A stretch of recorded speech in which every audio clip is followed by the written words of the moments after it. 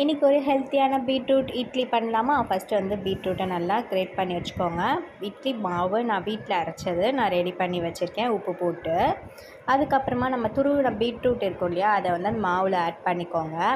Add பண்ணிவிட்டு நல்லா mix பண்ணி விட்டிங்கன்னா சூப்பராக ஒரு பிங்கிஷ் கலரில் வரும். இது கிட்ஸுக்கு ரொம்ப ஹெல்த்தி. நீங்கள் அவங்களுக்கு கொடுங்க. பீட்ரூட் சாப்பிடாதவங்க கூட இந்த இட்லியை சூப்பராக சாப்பிடுவாங்க. அப்புறமா இட்லி தட்டில் ஒன்று ஒன்றா ஊற்றி நம்ம வேக வைக்க வேண்டியதான்.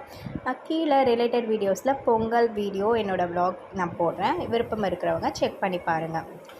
அதுக்கப்புறமா இட்லி வேக வைக்க வேண்டியதான். அதுக்கப்புறம் ஒரு 10 மினிட்ஸ் நம்ம இந்த இட்லி க்ளோஸ் பண்ணிவிட்டு வெந்து எடுத்தோம்னா அட்டகாசமான பீட்ரூட் இட்லி சூப்பராக தயாராகிடும். இங்கே பார்த்தீங்களா எவ்வளோ அழகாக பீட்ரூட் இட்லி ரெடி ஆகிடுச்சு அப்படின்ட்டு. கையில் தொட்டு பார்த்திங்கன்னா ஒட்டவே இல்லை அந்த மாவு. பீட்ரூட்டுமே நல்லா வெந்து வந்திருக்கு. சூப்பராக இருக்குது. ஸ்வீட்டாலாம் இருக்காது. நம்ம நார்மலாக பீட்ரூட் எப்படி சாப்பிடுவோமோ அது மாதிரி தான் இருக்கும். இது இட்லி மாவில் கலந்துருக்கிறதுனால அந்த ஸ்வீட்னஸ் கூட தெரியாது. பாருங்கள், நான் பிச்சு காட்டுறேன். நல்லா சாஃப்டாக வெந்திருக்கு பாருங்கள்.